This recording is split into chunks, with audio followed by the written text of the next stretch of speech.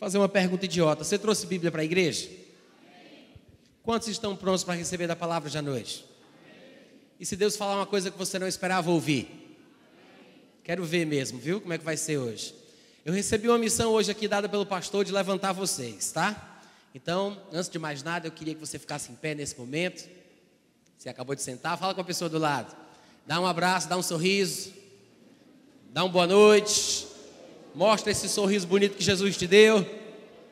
Muito bom. Glória a Deus. Pronto, missão cumprida, pode sentar.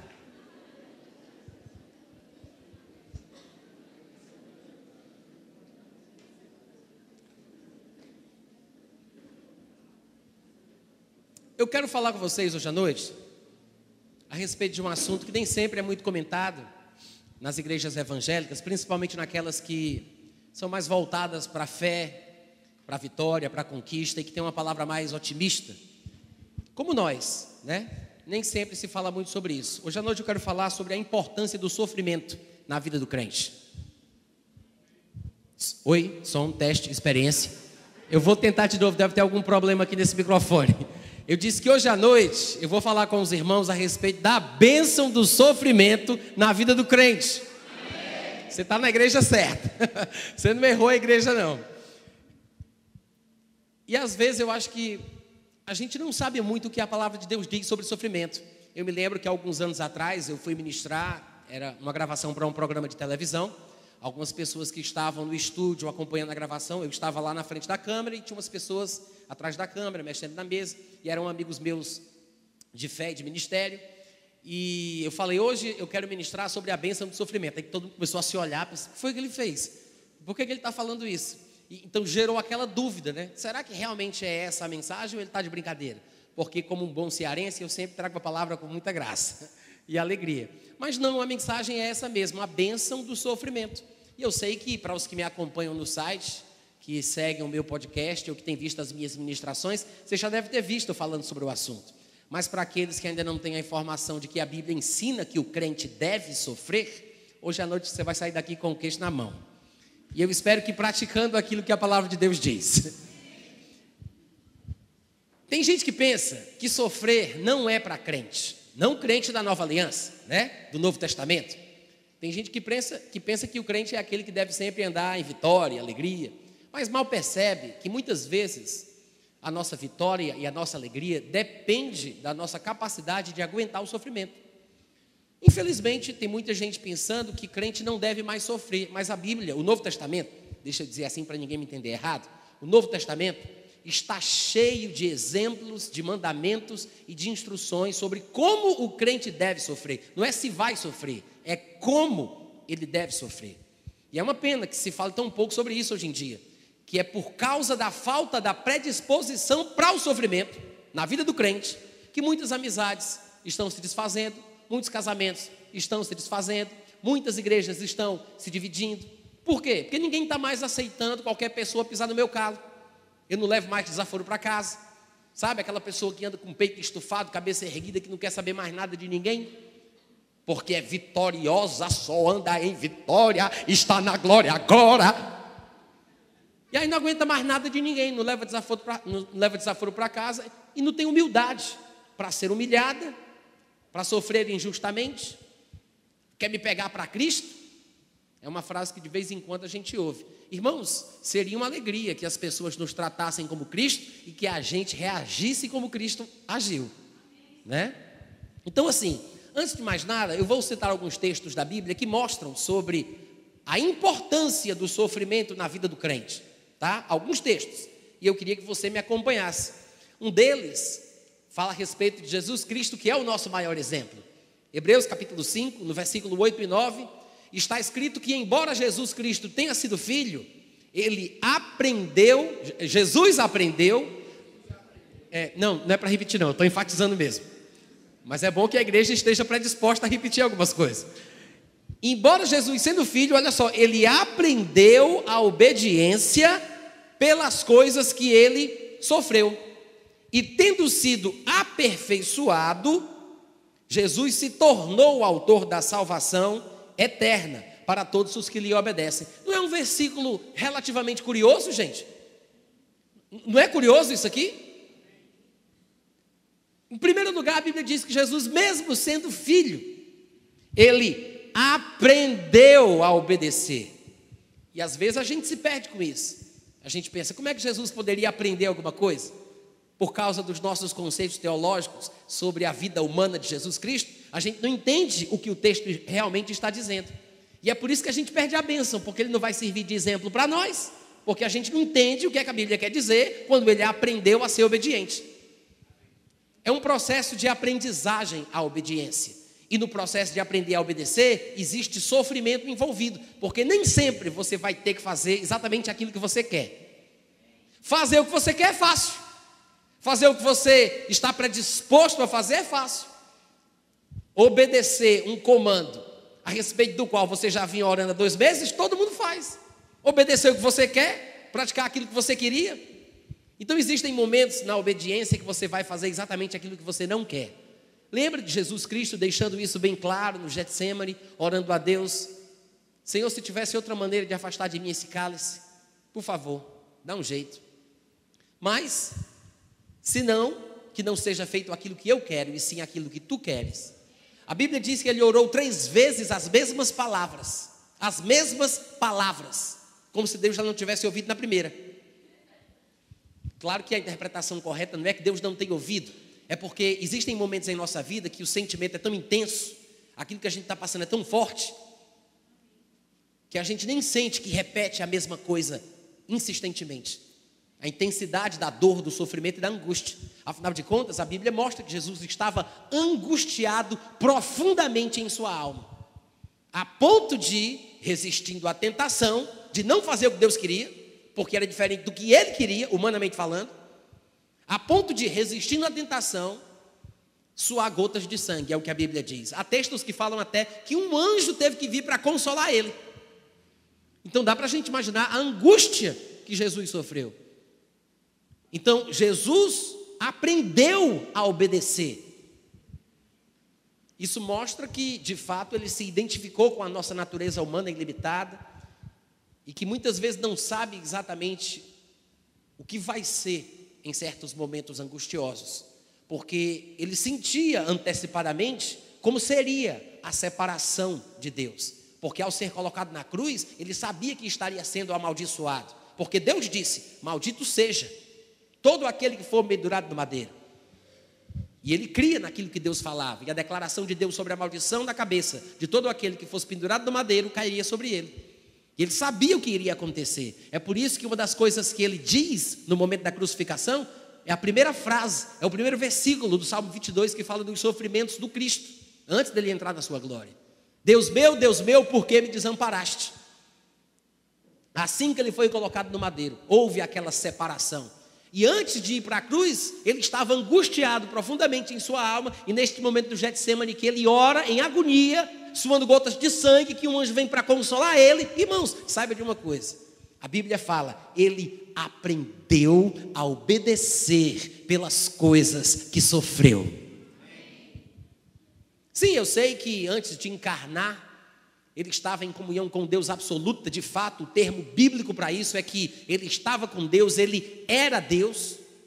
Mas, enquanto ele estava na forma de Deus, ele sabia o que era o ser humano, mas ele não sabia o que era ser humano.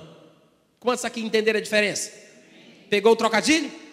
Ele sabia o que era o ser humano, mas não sabia o que era ser humano. Nunca tinha tido dedo, nunca tinha tido unha, sistema nervoso, globo ocular, nunca tinha tido sentimentos humanos, limitações humanas, nunca tinha sentido sono, sede, fome.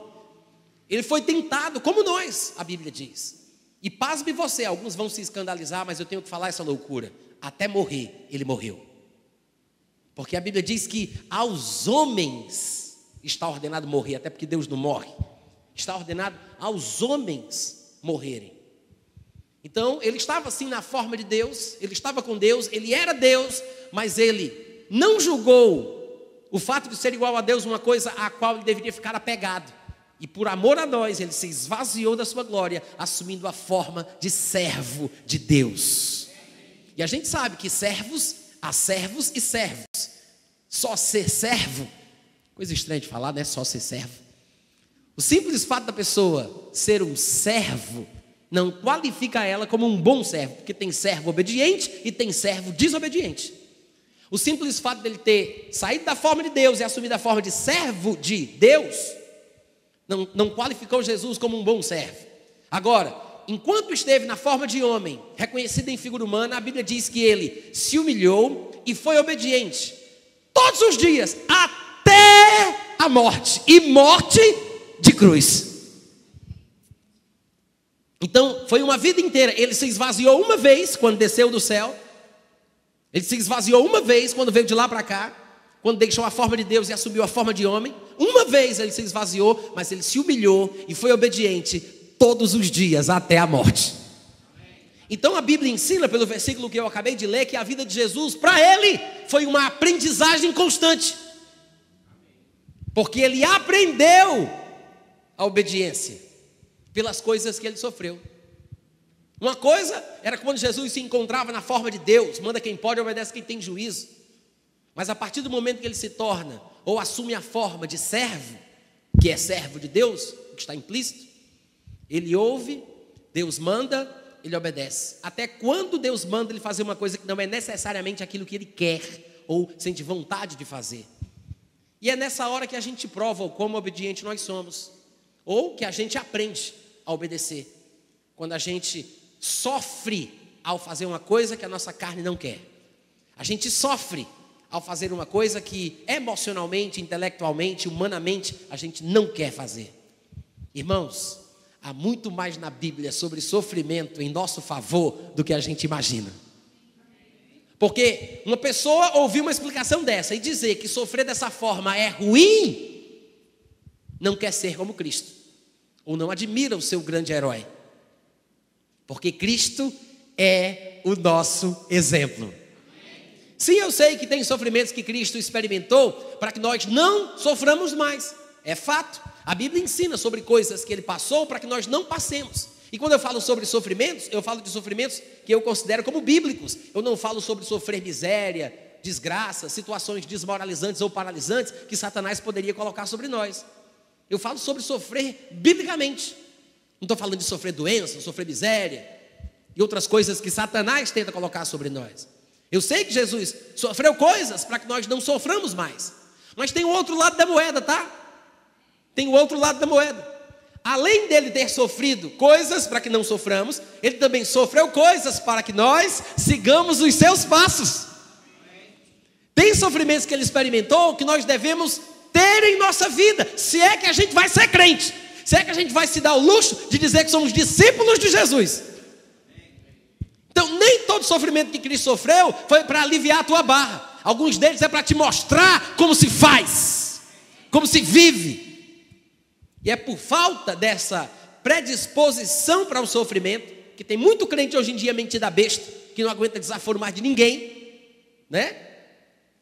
E é por causa da falta dessa predisposição do sofrimento que as pessoas se dão mal umas com as outras, ficam intrigadas, estão sempre discutindo, se disputando, é aquela coisa nojenta, feia, a inveja, o ciúme, o disse-me-disse, a fofoca, a briga.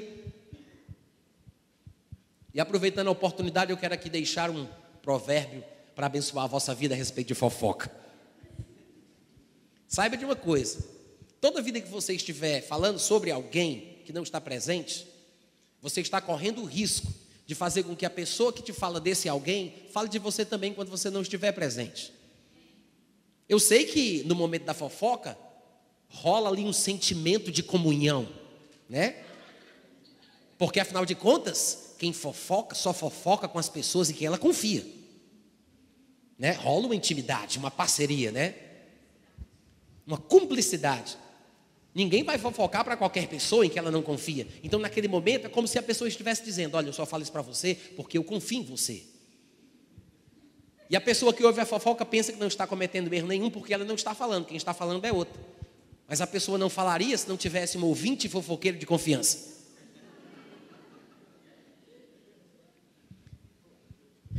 Quem fala para você de alguém nas costas dele, vai falar de você para alguém nas suas costas. Entendeu o que eu falei? Então a gente tem que ter cuidado com isso. Eu sei que alguém poderia dizer: irmão Natan, eu sei que você está falando sobre fofoca, eu vou logo me defender porque eu tenho essa prática. Mas eu fofoco em amor. É mesmo.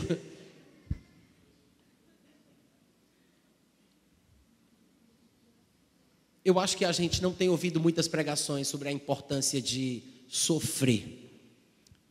Pastor Bud é um pregador norte-americano que morou aqui no Brasil durante alguns anos. Eu morei com ele 2 anos e meio. E eu aprendi muita coisa com ele. Eu devo muita coisa que eu tenho na minha vida e coisas que ainda nem assimilei a ele pelas coisas que ele falava, pelas coisas que ele vivia. E uma coisa que ele dizia muito, e eu ouvia e ficava pensando naquilo, é o seguinte: Natan, pode prestar atenção, quem fala muito, peca muito. Claro que ele não falava sobre Paulo, por exemplo, que era considerado um tagarela. Foi chamado de tagarela na praça de Atenas, porque falava muito, tinha muita coisa para dizer. Mas as pessoas que falam demais, que não têm controle na língua, porque a Bíblia já dizia no livro de Tiago que quem consegue controlar a língua vai controlar o resto do corpo. Quem fala muito, peca muito. Fica a dica. Vocês podem dizer amém de vez em quando? Eu não estou dizendo isso para vocês ficarem observando quem é que fala muito, não. Eita! Não, é para você pensar sobre você. Amém, irmãos? Pense sobre você. Como é que você está? Compare-se consigo mesmo. Você tem sido uma pessoa melhor a cada ano? Você tem realmente aprendido o que é o cristianismo verdadeiro?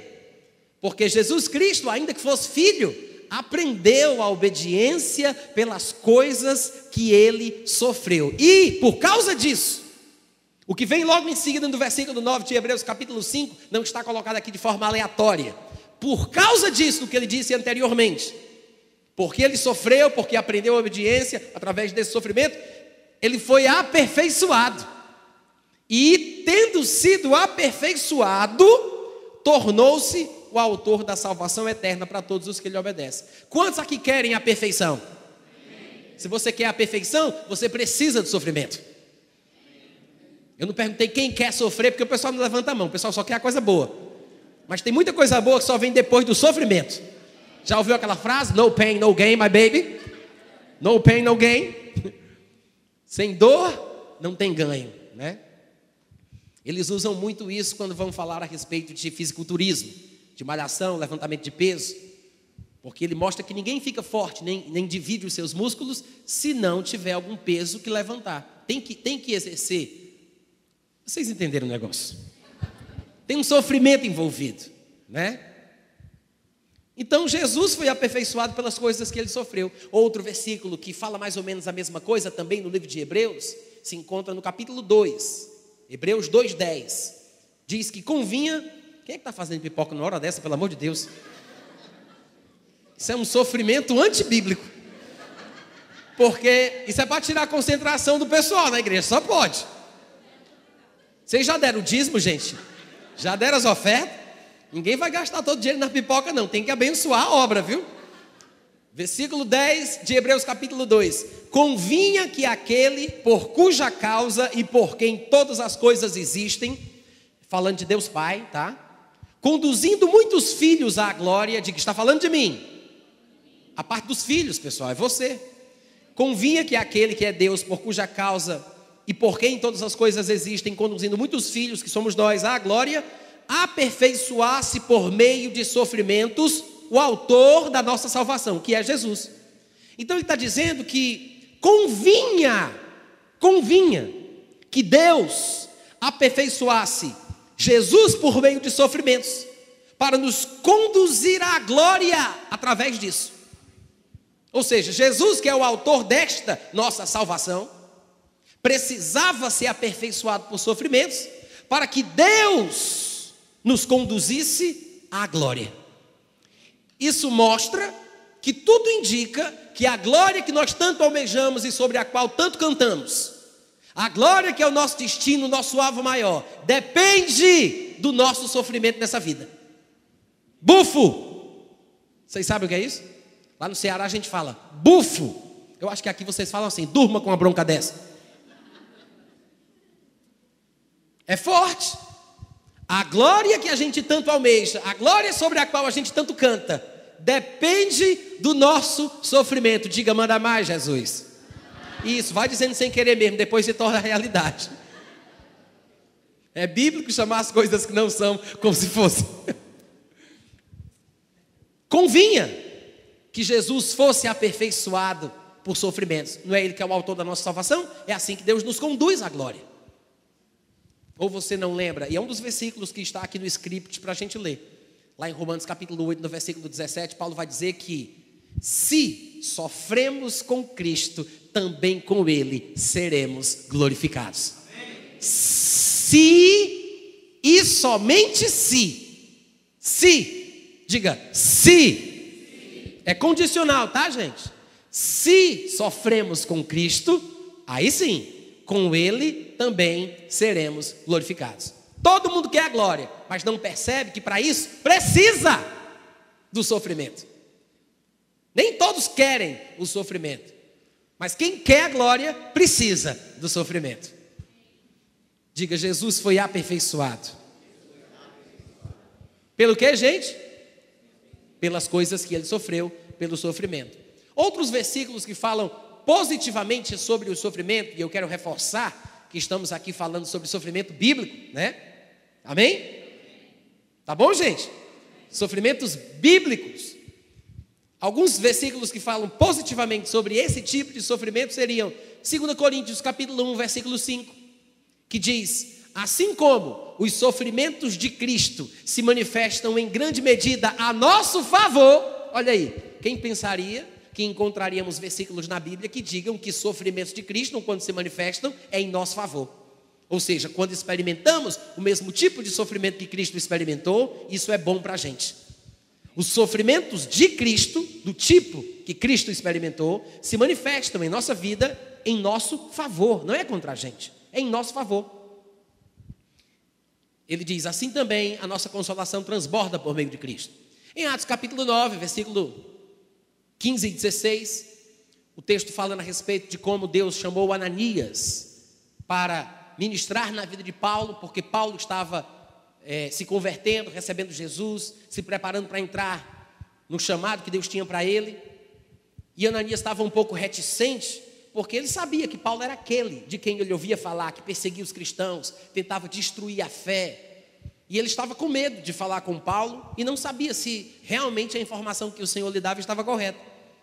Aí Jesus disse para ele, vai, porque esse homem do qual ele estava falando com Ananias, Paulo, ele é para mim um instrumento escolhido para levar o meu nome perante os gentios, perante os reis, bem como perante os filhos de Israel.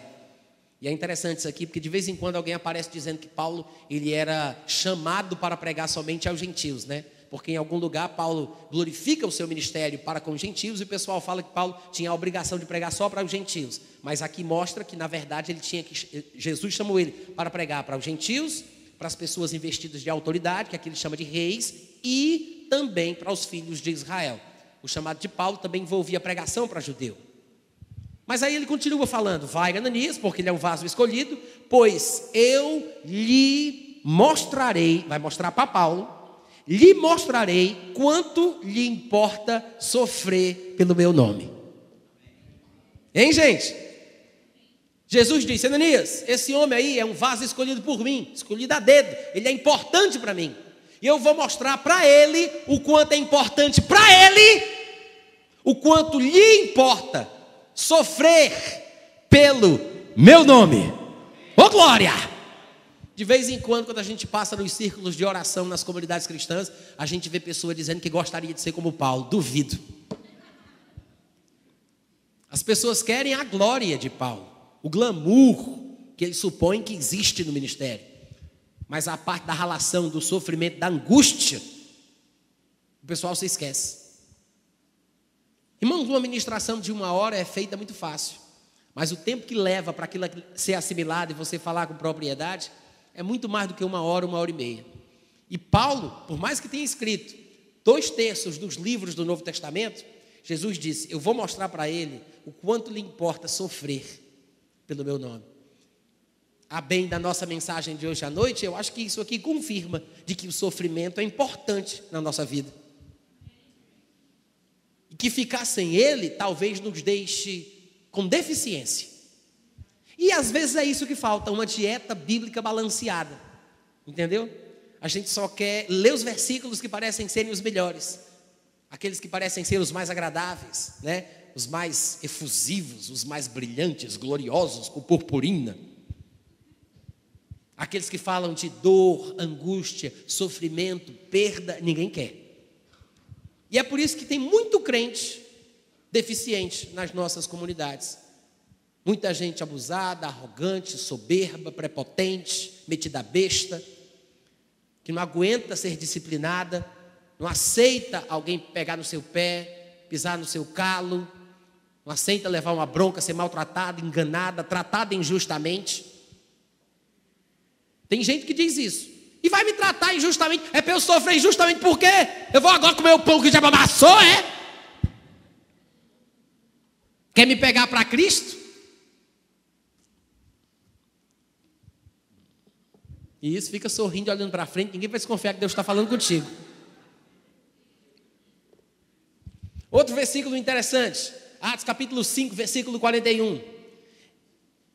Pedro e João pregavam o evangelho, porque Jesus disse que eles tinham que pregar, e acabaram sofrendo consequências ruins por causa disso. Estavam sendo perseguidos, chegaram a ser presos, e a Bíblia diz que depois que eles foram presos, passaram a noite no cárcere e foram soltos, sofrendo ameaças das autoridades. E todo mundo aqui sabe o que é sofrer uma ameaça de um policial, de um governador, de um prefeito, de um líder, né? De uma pessoa investida de autoridade, ou pelo menos consegue imaginar. Quando eles se retiraram do sinédrio, tendo sido ameaçados, depois de terem pernoitado na prisão, diz o versículo 41 de Atos 5 que eles se retiraram do sinédrio, regozijando-se por terem sido considerados dignos de sofrer afrontas por causa do nome de Jesus. E tem muita gente hoje que está pensando em se matar porque está sofrendo bullying na escola. Ó o crente, ó Bíblia, aleluia, irmão. Aí o adolescente que não tem muita firmeza, não tem muita base doutrinária, fica querendo se matar porque estão perseguindo ele. Perseguição é o que está acontecendo lá no Oriente Médio, na Síria, e não é só no Oriente Médio, mas em países predominantemente muçulmanos, outros lugares também, onde a pessoa não pode nem ter uma Bíblia. Isso é sofrimento e perseguição. E o que os cristãos da igreja de Jerusalém experimentaram é bem parecido, porque os judeus eram ferrenhos também contra judeus que criam em coisas diferentes. É por isso que Jesus foi morto. Qualquer coisa que parece ferir os princípios básicos do judaísmo é motivo para eles se revoltarem. E é interessante que a Bíblia diga que Pedro e João se alegraram, se regozijaram, porque sofreram, por terem sido considerados dignos de sofrer afronta. Eles se alegraram porque sofreram. Você já teve a experiência de chorar de alegria? Ou seja, o sofrimento, eu não estou dizendo que o sofrimento, por si só, em essência, é uma coisa boa e desejável. Mas existe um sofrimento considerado bíblico que só traz coisa boa para a gente. E por mais que você chore, você tem que se lembrar, você deve chorar, mas nunca perder a sua alegria. Se você está sendo perseguido no seu trabalho, no colégio, na família, ou na igreja, né? Eu sei que você pode achar que não tem muitos amigos, mas aquele inimigo íntimo, ninguém entendeu, né? Mas existe sofrimento na igreja também. Afinal de contas, gente, nem todo mundo cresce espiritualmente da noite para o dia. Tem gente que passa 10, 15 anos na igreja e continua aquele bebezão. João grandão, João grandão. E os bebezões espirituais são os que mais choramingam, magoado por qualquer coisa, se ressente de tudo, causa problema, é carnal, é difícil. E eles vão causar problemas, vai respingar essa meninice em todos os que estiverem perto. Todos os que estiverem perto. E aí os crentes maduros têm que se lembrar, é bíblico sofrer certas coisas. E não ficar se estapeando. É igual, como a gente fala quando vê um adulto se trocando com uma criança. Tu vai se trocar com ele, menino? Não é assim que de vez em quando a gente fala? É a mesma coisa, um cristão maduro se deixar levar pela carnalidade de um cristão infantil, por mais que ele tenha 15, 20 anos de crente, de igreja. Se a gente fosse mais ensinado a sofrer, estar predisposto a engolir sapo, sofrer injustamente, as coisas seriam diferentes. Muitas amizades não seriam desfeitas tão facilmente, muitos casamentos estariam perdurando até hoje, muitas igrejas continuariam bem e saudáveis, mas o problema é porque é difícil para a gente aprender que o sofrimento faz parte do cristianismo. Mas é um sofrimento bíblico, viu, gente? Outro texto interessante que eu até citei aqui por alto é Romanos 8, 17, 18, quando Paulo diz que se somos filhos de Deus, nós somos herdeiros, e se somos herdeiros de Deus, está implícito que somos co-herdeiros com Cristo. Se eu sou herdeiro de Deus e Cristo também é herdeiro de Deus, então somos co-herdeiros da mesma coisa, somos co-herdeiros com Cristo. Se com Ele sofremos, também com Ele seremos glorificados. Se sofremos. Se. Vocês podem repetir? Sim. E eu sei que parece uma declaração um pouco forte demais, e parece que Paulo supunha que alguns não me entenderiam, e logo em seguida ele já traz a resposta para acabar com todas as dúvidas. No versículo seguinte, depois dele ter dito que a gente só vai ser glorificado se sofrer, que se sofremos com Cristo é que seremos glorificados como Ele, ele acrescenta no versículo seguinte: porque para mim tenho por certo que os sofrimentos, no plural, do tempo presente, não podem ser comparados com a glória que há de ser revelada em nós. Amém. Ou seja, ele acabou de dizer que se sofremos como Cristo, seremos glorificados como Ele. Sofrer com Cristo é sofrer como Cristo sofreu. O mesmo tipo de sofrimento. Claro que eu estou falando sobre os sofrimentos que Ele sofreu para nos deixar o exemplo para seguirmos os seus passos. E não os sofrimentos que Ele sofreu para que não experimentemos mais. Você tem que fazer aí uma distinção na sua cabeça. Tá? Já avisei. Mas, se sofremos com Ele seremos glorificados. Aí ele diz, porque para mim, Paulo diz isso, porque para mim. Parece assim, uma consideração muito pessoal. Ele diz, olha, para mim, segundo o meu entendimento, ou seja, nem todo mundo alcançou esse patamar ainda. Nem todo mundo pensa como Paulo. Nem todo mundo pensa da mesma forma. Nem todo mundo tem essa perspectiva de vida. Você já chegou nessa fase de conseguir dizer, para mim também? Porque Paulo diz, para mim, tenho por certo que os sofrimentos do tempo presente. E eu quero lembrar que o tempo presente aqui, mencionado por Paulo, é um tempo presente contínuo que vai até a morte. Não é? Para mim, no tempo presente, porque graças a Deus amanhã mudará. Não, ele está falando sobre o tempo presente dessa vida. É o tempo presente contínuo. Até o dia da morte. Esse é o tempo presente ao qual ele se refere. Porque porque para mim tenho por certo que os sofrimentos do tempo presente, sofrimentos no plural, daqui a pouco eu vou falar mais enfaticamente sobre pelo menos 3 tipos de sofrimentos bíblicos, porque eu sei que pode vir na cabeça da gente muita coisa, muitos desvaneios. É desvaneios ou é devaneios? Hein? É devaneios ou desvaneios? Sem o S, né?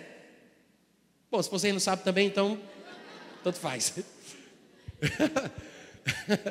Muita coisa vem na cabeça do crente. Ah, meu Deus, é muito sofrimento. É sofrimento no plural, né? Então eu vou falar especificamente, de forma bem objetiva, daqui a pouco, sobre 3 tipos de sofrimentos. Pelo menos 3 tipos de sofrimentos que você pode aceitar em paz, como bíblicos, né? Que é sofrer a perseguição, sofrer a perda de algumas coisas e sofrer a tentação. Mas daqui a pouco eu vou falar, não estou falando ainda não, tá? E aqui Paulo diz, os sofrimentos do tempo presente não podem ser comparados. Gente, sabe o que significa não dá para comparar? Usando uma expressão de Paulo no outro texto, primo desse aqui, de Romanos capítulo 8, ele diz que a glória em relação a esse sofrimento está acima de toda comparação. Lá em 2 Coríntios, no capítulo 4, quando ele falava sobre as coisas que ele sofria por causa do Evangelho, E ele dizia que o nosso homem exterior ele se corrompe, envelhece, se deteriora. Ele diz no versículo 17 do capítulo 4 de 2 Coríntios: porque a nossa leve e momentânea tribulação produz para nós eterno peso de glória acima de toda comparação. É a mesma coisa que Paulo tem em mente. Paulo escreveu Romanos capítulo 8, Paulo escreveu 2 Coríntios capítulo 4. Paulo falou sobre os sofrimentos do tempo presente que não podem ser comparados com a glória que há de ser revelada em nós. Paulo falou sobre a tribulação que produz eterno peso de glória acima de toda comparação.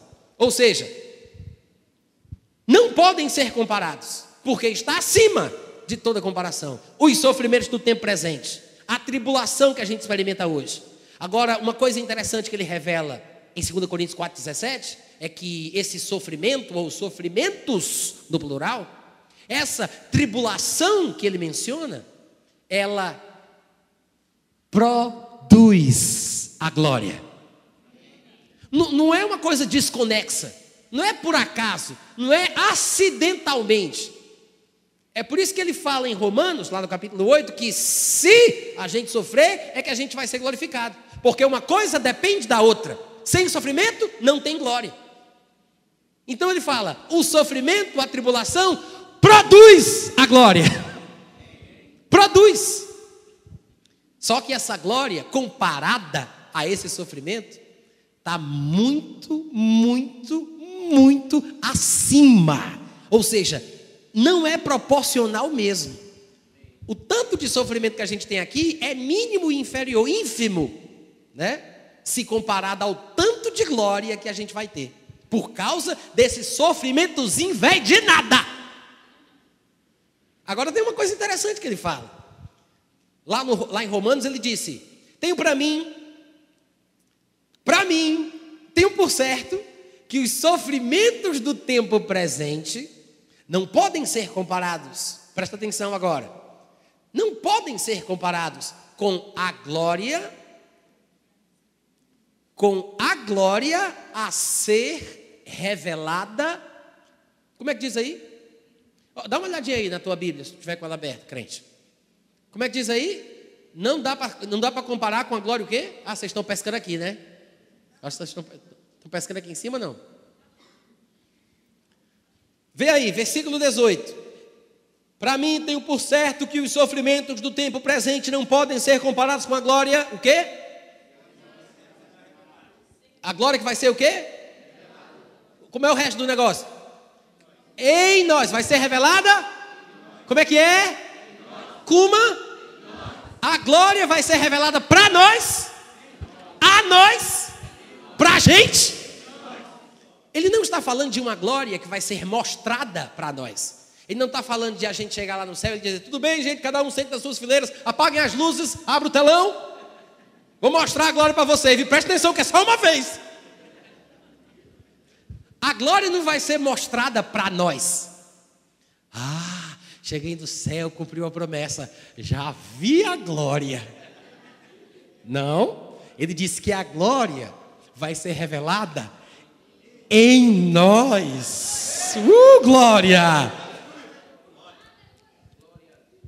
Isso mostra que o sofrimento que a gente experimenta, né, que é uma coisa que a gente experimenta em nós, né, que eu não posso sofrer por Ana, nem ela por mim, ainda que eu sofra por ela e ela por mim. Vocês entenderam a colocação que eu quis fazer? Eu não sofro os seus sofrimentos. Eu posso sofrer com você, por você, nesse sentido, mas não em seu lugar, né? Esse sofrimento que nós sofremos em nós, que a gente sente esse peso, essa angústia, essa dor, gente, não tem nem como comparar com a glória que também vai ser revelada em nós. O que é isso eu não sei, mas a expectativa é grande. Agora, quando a gente entende que há uma relação entre o sofrimento e essa glória que vai ser manifestada, revelada em nós, né? Que Cristo, que é a nossa vida, quando Ele se manifestar, também nós nos manifestaremos em glória. Quando a gente entende essa relação, fica mais fácil experimentar o sofrimento. Por quê? Você coloca o foco na coisa certa, não nas palavras duras que você ouviu, não naquele maltrato daquela pessoa, não nas injustiças que você sofreu. Alguém pode dizer, mas irmão Natan, você não conhece o meu marido? Não conheço, o marido é seu. Você é que tem que conhecer. Alô? Ah, mas é porque ele é um cavalo batizado. Dê glória a Deus que já foi batizado. Louve o seu nome. É mais grosso do que um papel de rolar prego. Bom, tá bom, deixa eu dizer um negócio. Eu não sei se eu já disse isso aqui, mas eu vou repetir. O pregador, afinal de contas, sou eu falo o que eu quiser. Já viu aquele tipo de gente que sempre tem uma desculpa do porquê se separa? Tem uma razão? Gente, todo mundo que se separa tem um motivo. Tem um motivo, claro que tem. Né? A pessoa não está morta, ela tem sentimentos, então ela tem as suas razões. Cada um tem o seu limite. A elasticidade emocional de cada um varia. Tem uns que aguentam mais, outros não. Depende da espiritualidade de cada um e assim por diante, da formação, da história, do temperamento, etc. Mas a pessoa vai ter o seu motivo do porquê ela se separa. E eu me lembro daquilo que perguntaram os religiosos a Jesus em Mateus capítulo 19. Senhor, eu posso me separar da minha mulher por qualquer motivo? Por qualquer motivo? Tem gente que se separa porque brigou a vida inteira, dizendo para a mulher que o papel higiênico tem que sair com o papelzinho para fora, mas lá quer que saia por baixo. Como eles não aguentam mais discutir, se separa. Aí tem gente que se separa porque o marido quer que aperte a pasta na ponta, mas a mulher só aperta no meio. Aí se separa. Por qualquer motivo, Jesus. Aí Jesus disse, olha, vocês não leram o que foi que a Bíblia diz? Que Deus fez macho e fêmea, e que é por isso que os dois deixam pai e mãe e se unem um ao outro, tornando-se uma só carne. Se eles viram uma carne só através desse relacionamento, desse compromisso, o que Deus uniu, não separe o homem. Aí eles falam, mas por que Moisés mandou separar e dar carta de divórcio? Aí Jesus diz, mandou não, viu? Moisés permitiu vocês se separarem naquela época, dando carta de divórcio, por causa da dureza do vosso coração. Jesus não estava justificando, ele estava explicando porque as pessoas se separavam no período da antiga aliança, com aval de Moisés, por causa da dureza do coração. Porque naquela época realmente não tinha solução para esse mal, não tinha como amolecer um coração duro. Só que eu quero lembrar que nós estamos no outro período. Aquele coração de pedra não existe mais. Deus tirou o coração de pedra e nos deu um coração de carne. Ele escreveu a sua lei nos nossos corações. E é por isso que o crente da nova aliança serve de lei para si mesmo. E se o nosso coração não nos acusar, nós temos confiança diante de Deus. A nossa glória é essa, o testemunho da nossa consciência. Isso mostra que as coisas mudaram. É por isso que Jesus reinventa o conceito. Ele mostra que não se pode separar por qualquer motivo. O povo se separava por qualquer motivo, ainda que desse carta de divórcio apoiada por Moisés, por causa da dureza do coração. E eu sei que nós estamos falando aqui sobre o mundo ideal e não sobre o mundo real, porque a gente sabe que tem muita gente separando. Amigos nossos, primos, parentes, que são crentes, faladores de línguas e dizimistas, estão se separando, já estão no seu segundo, terceiro casamento. É ou não é? Tem um motivo? Sempre tem um motivo. Mas a verdade é a mesma que Jesus Cristo disse. Ele falou sobre a separação no período do Antigo Testamento, mas ela é válida para o período do Novo. Não justifica, não é um aval, não é uma aprovação, é apenas uma explicação. As pessoas se separam porque têm um coração duro. Cadê aqueles aleluia, aquelas risadinhas que vocês estavam dando agora? O povo se separa porque tem um coração duro, dureza de coração. Alguém poderia falar, ué, mas eu nasci de novo, como é que uma pessoa que nasceu de novo pode ter o coração duro? Do jeito que a Bíblia diz, hoje, se ouvirdes a voz do Espírito Santo, não endureçais o vosso coração, como aconteceu na provocação do dia da tentação, quando vossos pais me tentaram e viram as minhas obras por 40 anos. É por isso que eu disse, eles sempre erram no coração. Está lá em Hebreus, capítulo 3, versículo 9, falando para o povo da nova aliança, que se você ouvir a voz de Deus, hoje, na nova aliança, não endureça o coração. Então tem muita gente boa, amigos e parentes nossos, que nós amamos tanto, que endurecem o coração. E o motivo não importa, sempre tem um motivo. Mas a verdade é que, por mais que esse marido seja um cavalo batizado, glória a Deus, né? Porque é batizado, mas é um cavalo, mas já foi batizado. Tem uma verdade. Quando um não quer, dois não brigam. Vocês já aprenderam isso? Vocês conhecem esse ditado? Eu já falei sobre isso aqui. Vamos repetir então, por favor. Como é que é a frase? Não é para cantar como se estivesse numa ópera não, gente. Vamos falar isso com mais força. Fala de novo, como é que é? Quando um não quer, só para decorar. Pense num ditado verdadeiro. Quando um não quer, dois não brigam. Ah, mas você não sabe como ele é grosso.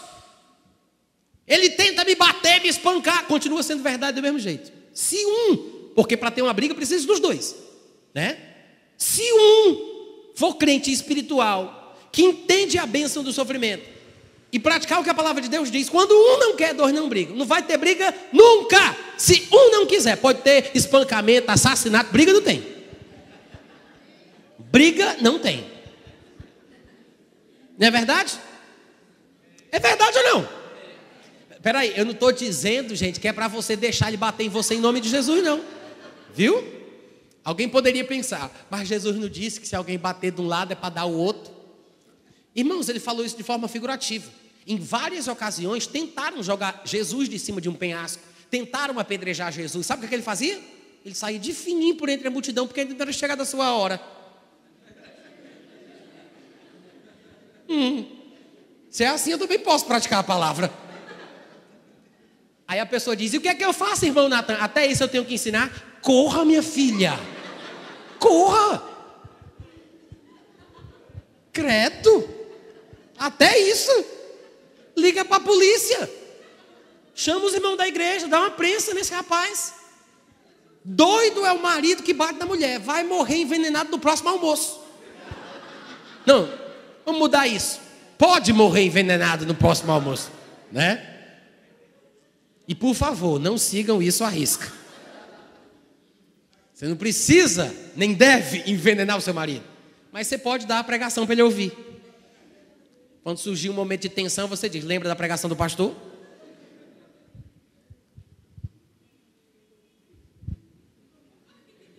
Eu estou deixando vocês meditarem, que está muito profunda a mensagem. Quando um não quer, sabe por que tem briga? Desentendimento, confusão e bate-boca? Porque não tem crente suficiente na discussão. Não é que você vai apanhar de verdade.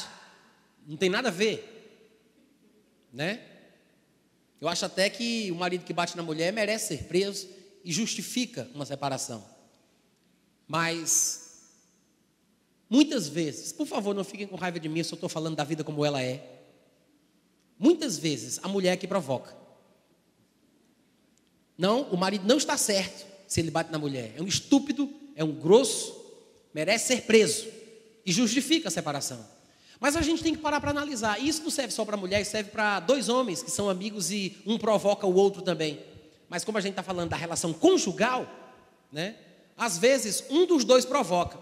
E eu acho que eu vou mudar a minha frase, porque nem sempre é o marido que é violento, às vezes é a mulher. Eu conheço um pastor amigo meu que perdeu os dentes da frente porque levou uma caçarolada. Levou uma caçarolada da mulher. É sério. Deu-lhe uma frigideira na cara. Pá! Quebrou os dentes da frente. Tem umas mulherzinhas por aí que é o cão também.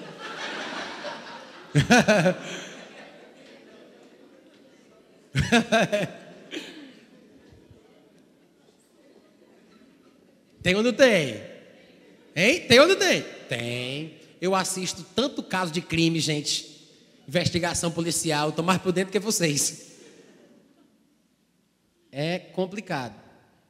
Mas às vezes a pessoa que sofre os maus tratos provoca até a pessoa não aguentar mais. Ou seja, se tivesse uma pessoa espiritual, talvez a coisa não chegasse nesse ponto. Fica provocando, e a pessoa não reage, a pessoa pensa assim, ele não se importa não? Não vai reagir, não vai falar nada não? Hein? Tu não se importa não? Hein? Fleiragem! Endemoniado! Aí fica provocando, atiçando. Não é o cão um negócio desse? Gente, É por isso.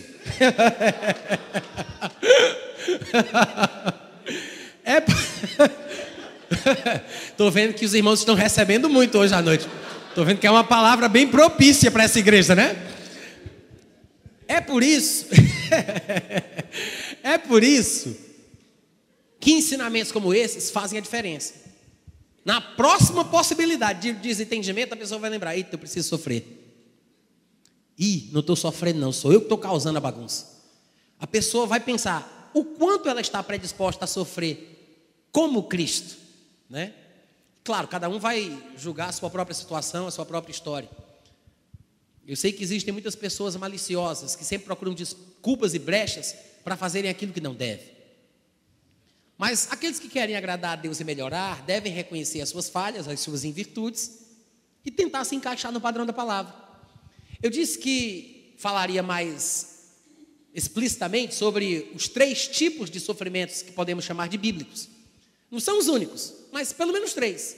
Sofrer perseguição, sofrer a perda, a renúncia, abrir mão de alguma coisa, e sofrer a tentação.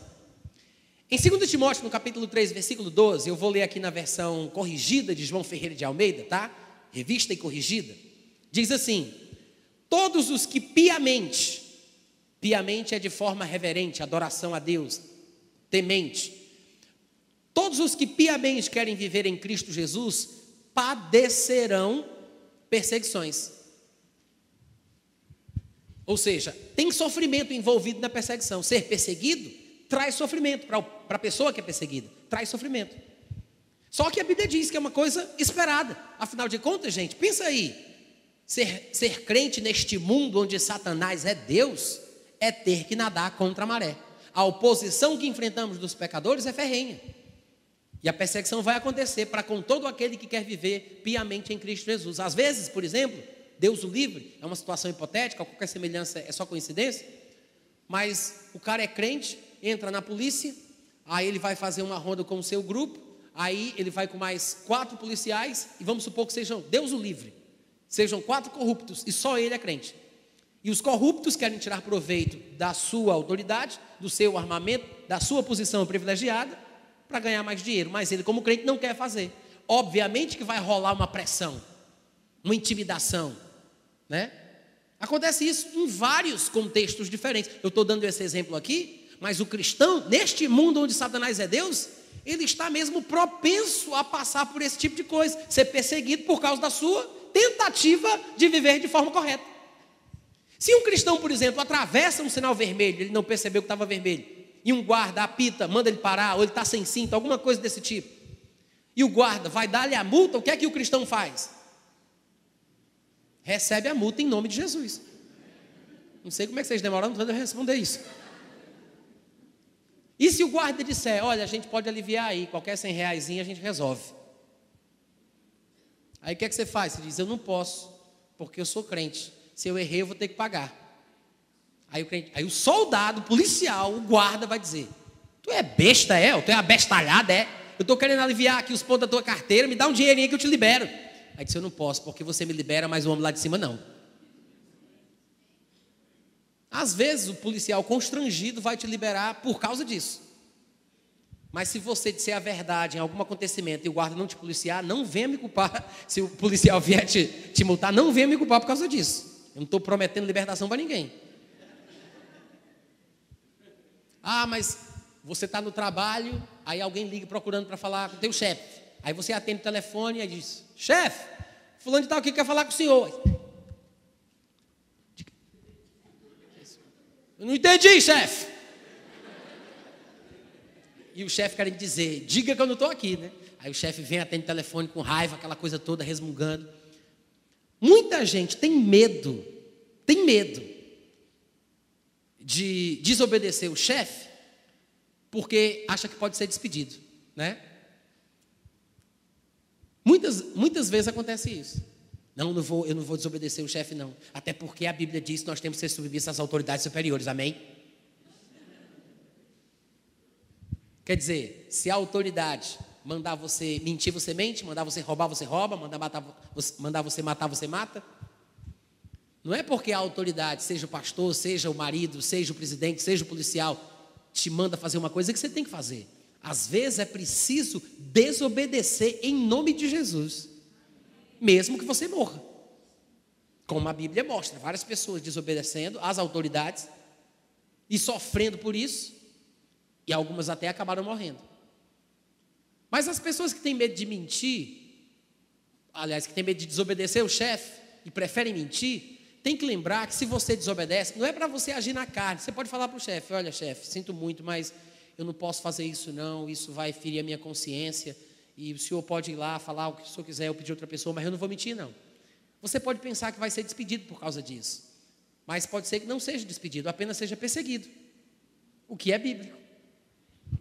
Mas numa próxima oportunidade que o chefe precisar de alguém de confiança, ele vai dizer: já sei, o crente que não mente. E em vez de ser despedido, pode ser que você seja promovido.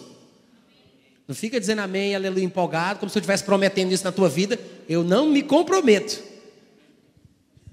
Mas é uma hipótese. A verdade é que existe sofrimento quando a gente vive o cristianismo, ou tenta viver. No colégio, na família, no trabalho, na igreja. Só é bom que a gente saiba, é bíblico sofrer. Oi, teste, som, experiência.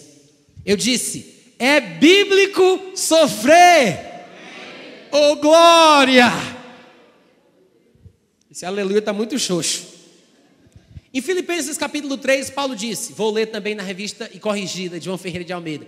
Ele disse: na verdade, eu tenho também como perda todas as coisas pela excelência do conhecimento de Cristo Jesus, meu Senhor, pelo qual sofri a perda. Outras versões diriam apenas pelo qual perdi. Mas eu gosto dessa versão que diz sofri a perda. Toda perda traz sofrimento. Você abrir mão de alguma coisa que é valorosa para você. Porque Paulo aqui no contexto está falando sobre aquilo que para ele era um privilégio. Nascido em berço de ouro, da tribo de Benjamim, uma das mais queridas de Israel, hebreu de hebreus, raça pura, fariseu segundo a lei, perseguidor da igreja, nascido em berço de ouro, dentro da cultura judaica, né? No contexto da cultura judaica, ele tinha um nascimento, um privilégio, era privilegiado. Mas ele disse, o que era ganho, o que era lucro, eu deixei, abri mão, sofri a perda. Ele considerou como se tivesse perdido aquilo. Considero isso como refúgio, como esterco, para que eu possa ganhar a Cristo, para conhecê-lo e para conhecer o poder da sua ressurreição e poder participar dos seus sofrimentos. Uau! Ou seja, segundo Paulo, Jesus também sabia o que era sofrer a perda de coisas naturais por causa de um chamado superior. A perda da família, a perda da sua nacionalidade, a perda de terras. E Jesus disse isso, porque Jesus vivia aquilo que ele pregava. Ele disse, qualquer um de vocês que tiver deixado terra, casas, parentes, mães, por causa de mim, vai ganhar 100 vezes mais, com perseguição, e por fim, a vida eterna. Quando ele diz 100 vezes mais, ele não estava falando sobre 100 carros importados, 100 casas luxuosas. Ele estava falando sobre nunca faltar amparo, nunca faltar estrutura, apoio, sustento para você. Quem deixa a família nunca vai ficar sem uma mãe em algum lugar do Brasil e em algum lugar do mundo. Uma família que te acolha, que te guarde, uma terra, um lugar para você dormir. Ele não estava dando promessas de prosperidade financeira. As 10 lições de como você ganhar o seu primeiro milhão. Não é isso que Jesus estava ensinando. Mas é interessante que Jesus tenha sofrido isso e Paulo diga, eu também estou sofrendo perda de algumas coisas para que eu possa participar dos sofrimentos de Jesus. E em Tiago 1,12 ele fala, bem-aventurado o varão que sofre a tentação, porque quando for provado, receberá a coroa da vida, a qual o Senhor tem prometido aos que o amam. Eu disse que um sofrimento bíblico é a perseguição, um sofrimento bíblico é a renúncia, abrir mão, a perda de certas coisas, por causa do Evangelho, e outro sofrimento bíblico mal compreendido, está aqui, Tiago, capítulo 1, versículo 12, sofrer a tentação. Em alguns lugares as pessoas acham que isso aqui não é bem o que ele está dizendo. Inclusive algumas versões dizem: bem-aventurado o varão que suporta com perseverança a provação. E tentam fazer uma distinção entre a provação e a tentação, como se a provação fosse uma coisa e a tentação fosse outra. Mas você não precisa ser conhecedor de grego para entender do que ele está falando aqui. Basta você olhar os versículos anteriores e posteriores. Basta você examinar o contexto. A própria palavra, que foi traduzida em algumas versões como provação, aparece nos versículos seguintes, como no versículo 13. Ninguém ao ser tentado, a mesma palavra aparece aí. Ninguém ao ser tentado diga, sou tentado, a mesma palavra mais uma vez. Porque Deus não pode ser tentado de novo, pois Ele a ninguém tenta. Depois do versículo 14, ao contrário, cada um é tentado. É a mesma raiz, com algumas alterações, algumas desinências que vão mudando. É como a palavra amar, amor, que são a mesma palavra, mas uma termina com AR e a outra com OR. Se eu disser eu amo, tu amas, ele ama, nós amamos, estamos falando do mesmo verbo. É a mesma palavra, com terminações diferentes, mas é a mesma raiz. É a mesma palavra. A mesma palavra é repetida versículo após versículo. O problema é que a gente não consegue entender como a tentação, a inclinação para o pecado, a vontade de fazer o que eu não devo, pode ser uma bênção na minha vida. Veja que ele deixou bem claro, basta você prestar atenção. Ele disse: bem-aventurado o homem que... Serve para a mulher também, tá, gente? Vocês podem glorificar. Bem-aventurado o homem ou a mulher que sofre a tentação. O que significa isso? Significa que quando você é tentado, você está querendo fazer uma coisa que não deve. Cada um é tentado numa área específica. Você pode ser tentado em coisas que eu não sou e eu ser tentado em coisas que você não é. Eu não sei o que te tenta, eu sei o que me tenta. O que é a tentação? A tentação é a vontade de fazer uma coisa que eu não posso, não devo. É possível, mas não devo. Cada um de nós é tentado quando atraído e engodado pela própria concupiscência. Ou seja, não é a tua vontade, é a minha vontade. Pela própria vontade, pela própria cobiça, pelo próprio desejo, pela própria concupiscência. É um desejo que me é próprio. Então, a tentação é isso, é a vontade de fazer uma coisa que eu não devo. Isso é tentação. Pecado é quando você cede à vontade, seja na mente, seja com atos. Porque, afinal de contas, desenvolver uma fantasia pecaminosa já é pecado. Não é pecado a tentação vir. Eu não consigo evitar que os pensamentos para desejar o mal venham. Eu não consigo evitar que os passarinhos sobrevoem a minha cabeça. Eu posso evitar que eles façam ninho nos meus cabelos. Eu não consigo evitar que um inimigo meu bata na porta da minha casa, mas eu posso evitar que ele entre e sente no sofá da minha sala. Eu posso não conseguir evitar que os pensamentos venham, mas a partir do momento que eu me envolvo com os pensamentos e fico entretenido naquela ideia, fantasiando e interagindo com aquilo que não devo, eu já estou pecando antes de praticar o ato. Quantos entendem o que eu estou falando? É por isso que de vez em quando alguns pastores dizem, Jesus disse que se alguém olhar para uma mulher com intenção impura, já adulterou no coração. Então, cuidado com a segunda olhada. Aí chega o irmão e diz, eu posso ficar um pouquinho mais demorado na primeira? Não é a segunda olhada que é o problema, é a intenção. Amém, gente? É o pensamento, a fantasia, já é pecado. Agora, o que é que isso tem a ver com o que eu acabei de ler em Tiago 1,12? Ele disse, bem-aventurado o varão que sofre a tentação. Está aí o segredo, o pulo do gato. É justamente a palavra desprezada, o sofrimento. Por quê? Porque quem é tentado e cede, não sofre, tem prazer. O sofrimento dele é depois. Na hora de praticar o pecado, na hora de ceder à tentação, ele não sofre. É por isso que é tão difícil. É por isso que é uma coisa que incomoda, porque é uma coisa que eu quero. Basta você pensar naquilo que é difícil para você vencer. Às vezes nós julgamos muito facilmente os outros, porque nos esquecemos constantemente dos nossos erros. Mas pensa, você que tem dificuldade de largar aquela carne gordurosa que você sabe que não deve, porque vai te matar mais cedo. Aquela carne de picanha, gordurosa, aquela coisa ruim.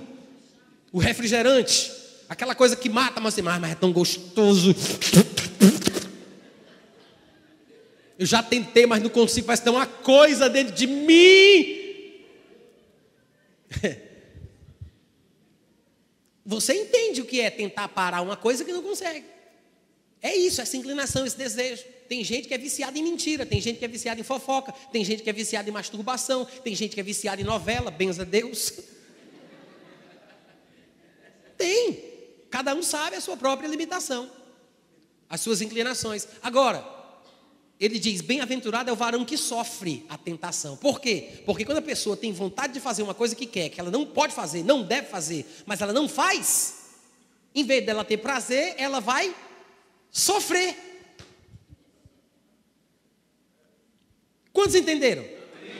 Quando a pessoa é tentada a fazer uma coisa e ela não cede, em vez de ter prazer, ela vai ter sofrimento. É por isso que feliz é o homem e a mulher que sofre a tentação, em vez de ceder à tentação, mas sofre, suporta, aguenta, o sangue dá na canela. Eu estou me tremendo igual cadigia,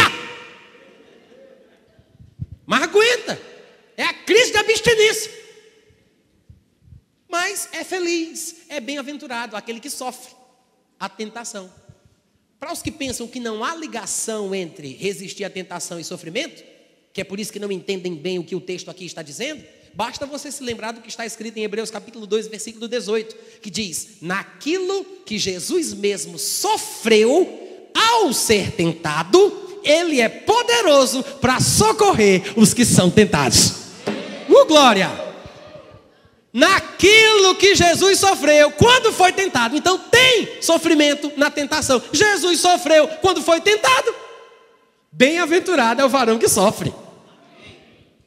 E alguém poderia dizer, irmão Natan, é porque o meu negócio é muito difícil, essa área, sabe, de tentação com sexo, com mulher, é difícil. Eu sei que hoje em dia existem outras modalidades, mas normalmente, né, o homem deseja a mulher e a mulher deseja o homem. Eu sei que hoje tem umas aventuras diferentes, que não é uma coisa muito recente, diga-se de passagem, mas de repente alguém é tentado por outro homem, um homem é tentado por outro homem. Acontece isso dentro da igreja, a pessoa se converte, nasceu de novo, mas é tentada naquela área, e a gente tem que entender que essa pessoa precisa de ajuda também, às vezes até mais do que os outros, porque a tentação de um homem por uma mulher é uma tentação normal. Mas a tentação de um homem por um homem é uma coisa que foge, ou de uma mulher por uma mulher, é uma coisa que foge o curso normal da natureza. Os estudiosos, entendidos dessa área, os eruditos, eles falam que a homossexualidade é uma espécie de alteração da personalidade humana que pode se encaixar nas anomalias, que são chamadas de parafilias sexuais, como a pessoa que deseja fazer sexo com animais, ou que pratica sexo com cadáveres, diz que está no mesmo nível. E nós temos uma pista de que deve ser uma coisa diferente, porque Paulo fala lá em Romanos que a mulher que se inflama pela própria sexualidade com outra mulher, ela foge do curso normal da natureza. Fala dos homens que também se inflamam em sua própria sexualidade com outros homens, fogem do curso normal da natureza. Ou seja, não é o curso normal, pode ser uma tentação, mas é diferente. Então essas pessoas precisam de mais compaixão, mais misericórdia, talvez mais atenção, porque o problema é pior. Eu não sei se eu já falei isso aqui, mas existem pecadinhos e pecadões. Existem gravidades de pecados e coisas que prendem mais do que outras. Mas, não sei nem por que eu falei sobre isso. Entrei nesse assunto. Alguém poderia dizer, então, Natan, o problema é que eu sou tentado nem a beber Coca-Cola, não. O meu problema é com sexo. E eu acho que nisso Jesus não vai ter como me ajudar, porque ele não sabe o que é isso, ele nunca passou por isso. Irmãos, acabamos de ler um versículo que prova o contrário. Hebreus 2,18 diz, naquilo que Jesus sofreu ao ser tentado, é poderoso para socorrer os que são tentados. Se ele não foi tentado nisso, então nisso ele não tem poder para te socorrer, não. Mas naquilo que ele sofreu, tendo sido tentado, é poderoso para socorrer os que são tentados.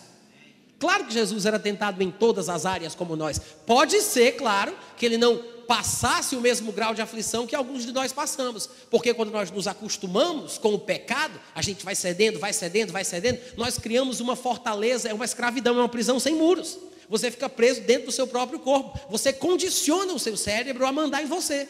Então parece que é mais difícil do que o normal. E você se sente tentado todos os dias. O que é uma coisa que mostra que você já está num grau muito longe. Porque o crente pode ser tentado, mas ser tentado todo dia na mesma coisa, Está errado. Não somos tentados, não devemos ser tentados todo dia. Se alguns de nós estamos passando por isso, é porque a gente já se entregou, mais do que devia, àquele tipo de pecado. Então Jesus não era tentado como estes que estão neste grau avançado de entrega ao pecado. Ele era tentado normalmente como nós, no dia mau, quando Satanás vinha tentá-lo, era o dia mau. E ele tomava providências para não cometer erros nessa área. A Bíblia mostra, por exemplo, lá em João capítulo 4, que os discípulos saíram para comprar comida, ele ficou sentado no poço, chega uma mulher e ele pede para ela água, fica naquela conversa, bate papo ali, conversa vai, conversa vem, aí chegam os discípulos. A Bíblia diz que a mulher que falava com Jesus se admirou de que ele falasse com ela, porque ela era samaritana, porque os judeus não se dão com os samaritanos. Mas os discípulos que conheciam Jesus, a Bíblia diz, ficaram admirados de que ele estivesse falando com uma mulher. Ou seja, eles que conviviam com Jesus sabiam que Jesus não tinha o hábito de bater papo com mulher. Ele não queria casar, não ficava sozinho com uma. Quando eles chegam e está lá só Jesus conversando, a Bíblia diz, admiraram-se de que ele estivesse falando com uma mulher. Aí o versículo continua, mas ninguém teve coragem de perguntar, o que é que está rolando? Eu coloquei nas minhas palavras. Mas está escrito lá, ninguém ousou perguntar-lhe o que conversas. Se eu falasse desse jeito, ninguém ia entender, né? Isso mostra o quê? Que Jesus tinha uma postura, ele tomava providências, porque o problema é que a gente se auto-sabota. A gente prepara a tentação para a gente mesmo. Mas Jesus era tentado como nós. Naquilo que ele foi tentado, naquilo que ele sofreu ao ser tentado, ele é poderoso para socorrer os que são tentados. Bem-aventurado o varão que sofre a tentação. Então, quando você estiver sofrendo com aquela tentação, lembre-se, é bíblico, faz parte da vida, vai me trazer glória. E nós temos que aprender, irmãos, que esta glória que está reservada para nós é consequência, é produzida das aflições, pelas tribulações, pelos sofrimentos que nós experimentamos nesta vida. Amém? Quantos foram abençoados hoje à noite? Você pode ficar em pé no seu lugar? Eu quero que você coloque a mão no peito e você vai fazer uma confissão comigo. Você pode repetir, diga, eu creio que esta palavra é verdadeira e eficaz.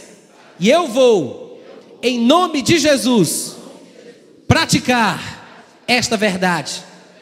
Eu quero crescer no sofrimento bíblico. Eu quero ser uma expressão viva de Jesus Cristo. E eu vou glorificar a Deus pelo meu comportamento, em nome de Jesus. Muito obrigado, Pai, por esta palavra, pela Tua luz, pela Tua revelação, pelo Teu Espírito Santo que nos ajuda e nos conforta. Eu te peço em nome de Jesus que cada pessoa que recebeu essa mensagem seja fortalecido em seu interior, em cada contexto específico, seja em casa, seja na família, seja no colégio, seja no trabalho. Cada pessoa no seu próprio nível, na sua própria experiência, seja adolescente, seja jovem, seja marido, seja esposa. Pai amado, que Tu nos ajude a cada dia a refletirmos o poder de Jesus Cristo. Que aprendamos, Pai, em nosso coração a bênção que há no sofrimento cristão. Que sejamos, Pai, cristãos melhores a cada dia, a cada manhã, que possamos fazer aquilo que Te agrada em nome de Jesus. Amém, gente?